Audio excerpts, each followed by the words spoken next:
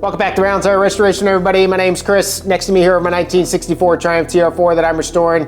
Passenger's floor is in. We're still working on the patch panels a little bit, especially at the bottom of the A-post here, and getting the sills all fit up, inner and outer, and the patch in the back at the wheel arch. I was able to pick up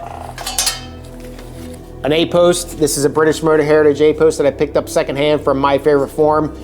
This is the piece that I made down here. I'm going to use this, if nothing else, I'm going to use it as a template just to kind of check my measurements and the sizes and all that kind of stuff. If I have to cut it and use it as a donor piece, I will, but I'd much rather turn this rack around and sell it for what I paid for it. So maybe if you're in the need for an A-post, I might have one for you here. But otherwise, that's the plan. We'll see if we can keep going here, and thanks for watching. Let's get it sorted.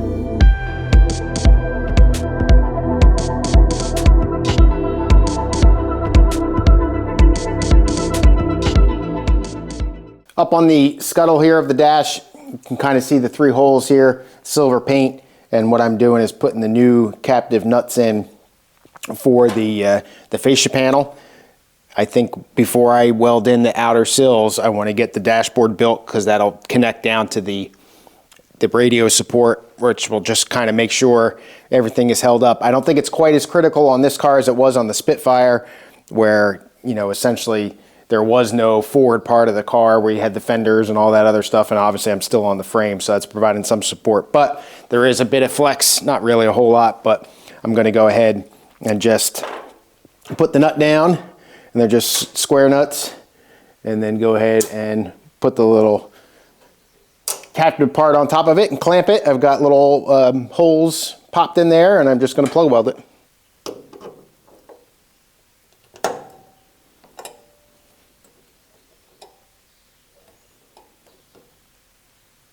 What I'm doing is looking from underneath to make sure that the square nut is relatively centered in the hole that I drilled, and then coming up top and making sure the carriage is tried to be centered up on the nut itself. Now, one thing I just noticed when I clamped this one down is that the ears of the thing tended to splay out a little bit as the thing compressed, so all I'm going to do is come around, now that I got these clamped, come around with a hammer and just knock it back down. Obviously, the tighter you make it, the more it's going to splay out.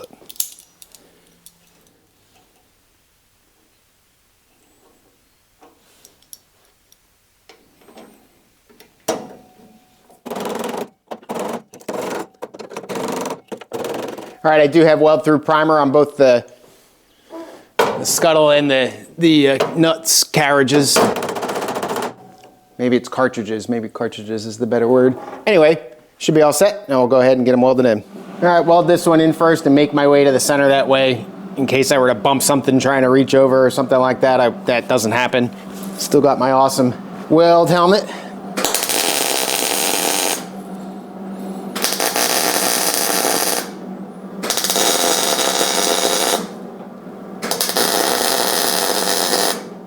All right, all those captive nuts sorted.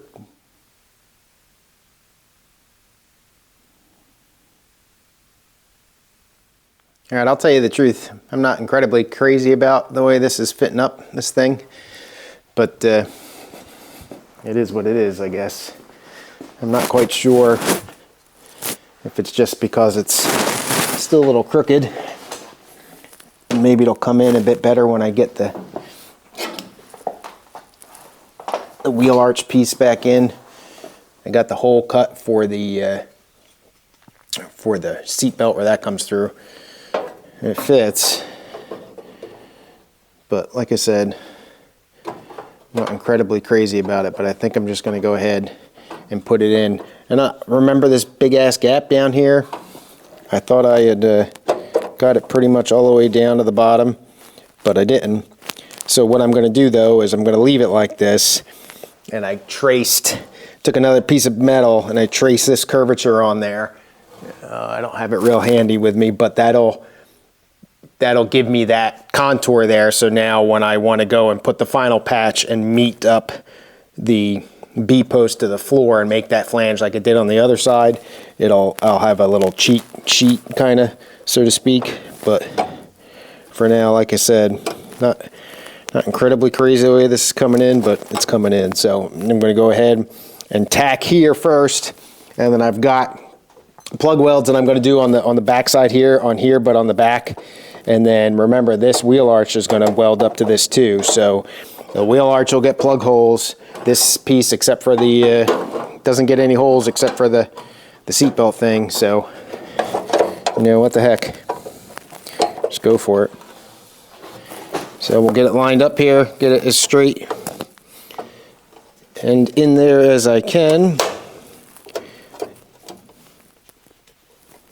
Pick a couple good spots, pretty flush everywhere, so I think as long as I get it started. Still, I still had some problems up in here. This is not great up in here, and the flanges don't quite line up. But to tell you the truth, I'm just going to throw some weld bead on there. Again, this is all going to be covered. You're not going to see any of it. So as long as it's solid, I'm not going to concern myself too much. I don't see a reason to freak out over it. All right, so we're going to start right in here with a tack, get up here with a tack. There's this isn't quite all flushed in here, but once I get this piece nice and solid in here, that'll let me cheat that one in. So yeah, it's actually not too bad, I guess. All right, nothing left but the crying, so let's do it.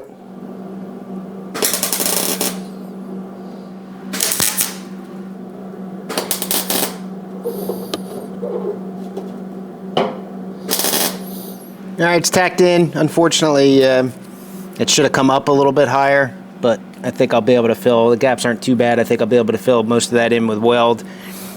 So there's that. Well, it's not that, but I want to get to tack over here, and then this needs to get rounded in and probably weld bead it over to make it nice and pretty. See if I can get a clamp in there or something. All right, so it's pretty proud right here, the patch to the B-post. So I want to see if I can get something up in there and pry that out, and then I've got this to deal with. But all in all, I mean, it's in there. Obviously a little bit left down here. I hopefully can make that and bring it flush. Now I need to look at getting it sized up to get this wheel arch in here. And I think this time, I don't think I did it on the other side, but this time I'm going to also hang the door, I think, to because this whole B-post can still move in quite a bit, and that causes this to buckle out, which you can't see that, but this is the wheel arch flange right here. As this pushes in, that B-post comes in, that buckles that out, and I think that whole thing is all interconnected in there. So I'm afraid if I don't pay some attention to that, I'm going to have fitment problems, kind of like I did on the other side. So we'll play with that for a little bit, but now we got this guy at least tacked in, and we'll move on from there.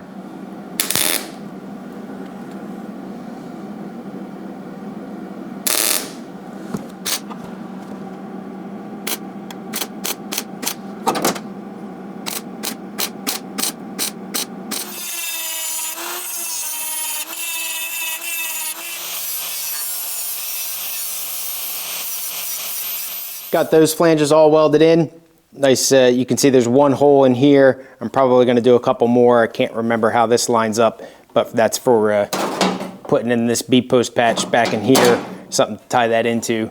So I ended up welding a little bit from behind and a little bit from in front, and just it cleaned up all right. I could have done it all from in front. Again, you're going to have weather sealing in here, and also that channel that runs down there, that's all going to hide all this stuff. So not incredibly concerned about it, but I'm happy with the way that came out. So we'll go back over here now and start looking at getting this the wheel arch piece in. Got the rough fit on that guy. Actually doesn't fit too bad.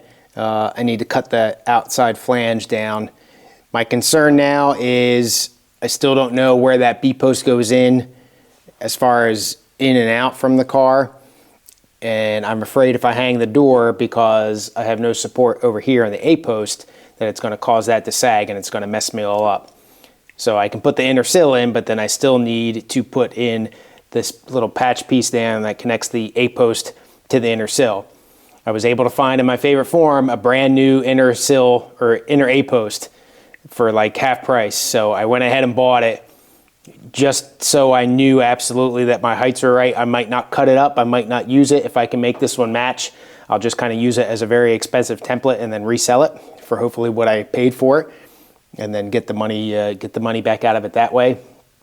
But I'm afraid if I don't get everything at least set in there, it doesn't need to be welded in, that when I go to fit the door, without it settled on top of each other and everything kind of bolted up, so to speak, that I'll flex something and then I'll just lose it. I did go ahead and bolt the fascia panel in, and it looks okay until, of course, I get to where I repaired it, and I'll show you on the other side.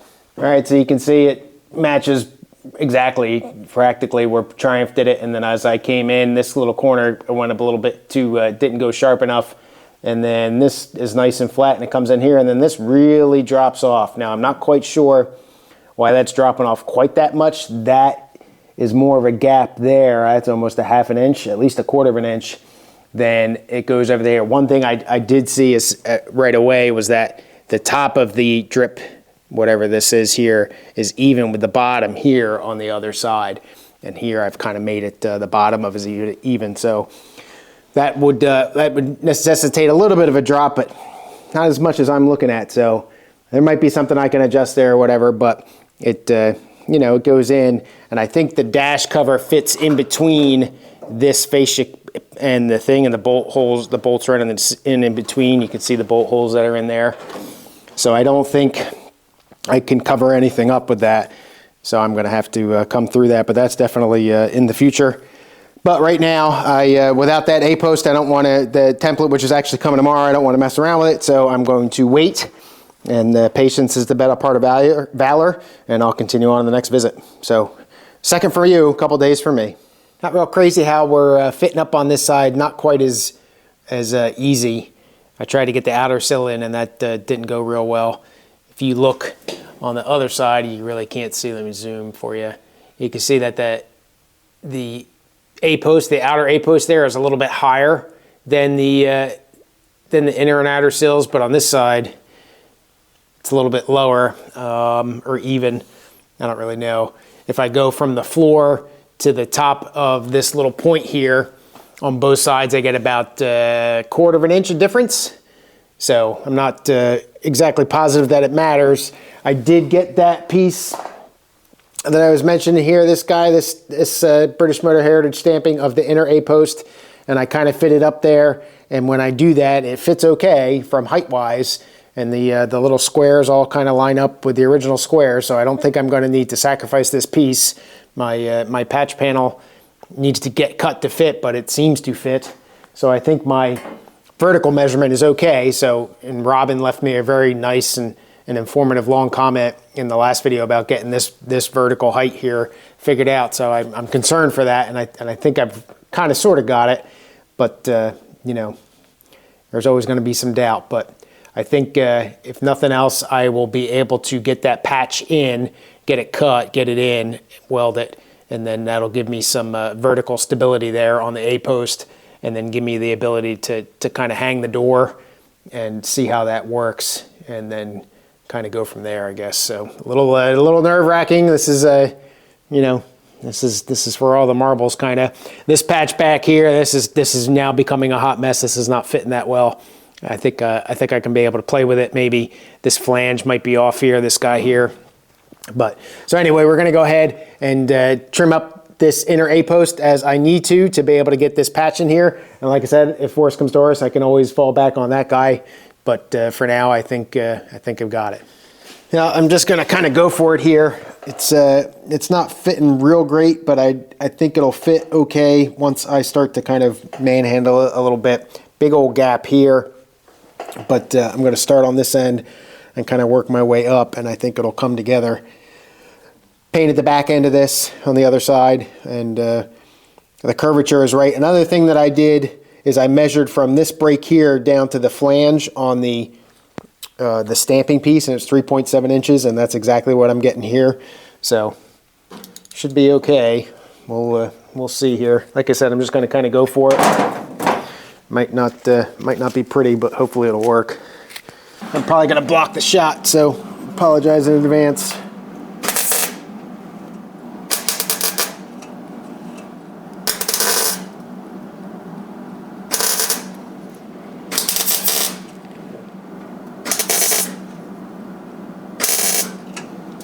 All right, I got one plug weld on this other side here. I'm going to plug that up. That's going to cinch this up a little bit. Again, it's not great, but it's on that. It's on there, so that's good. I'm going to have to. I did the same thing on the other side. Kind of hammer it down because the flange is pretty wide. I did note on the stamping it's not quite that wide, but this kind of matches up with the original on the other side. So I'm not going to really worry about it. But I'll clean this weld up over here. Get that welded in. And then this is going to come back out, the inner sill, because I've got to paint under there. And I also want to continue playing with the door a little bit and try to get that set up. Now that I'm going to have some support here to hang the door, I'm going to go ahead, like I said, do this plug weld, hang the door, and play around a little bit. Well, it's not horrible. Needs a lot of work. This, I don't know if this, I think I had to do this on the other side. This flange here kind of angles up a little bit and it's not as flat as it should be. So this curve here, that seam there should be a lot sharper if I remember right. So you can see the big huge gap that's there and the big huge gap that's there. And I think if I flatten that out, that'll allow me to lift the whole thing up. You can see how much gap I have here and down there, how much gap between the bottom of the A and B posts and the top of the sill. This piece is fitting in a little bit better. I got to come back and push the my B-post patch back into this flange here because that flange is set up right. I still need to trim that down. The floor then it needs to come up a little bit also, but I think we're going to be okay. It's not going to be as nice as the other side as far as an easy fit goes. It still has the bow problem where I had to bend it over the PVC pipe the last time, which is still sitting in the corner over there. So I'll probably have to break that out again. And I've got the end caps that'll help me kind of form it a little bit. So, but you know, it is what it is. But I think I'm going to end the video here. Next time we'll see if we can keep going. Thanks for watching. Have a good rest of your day. Cheers.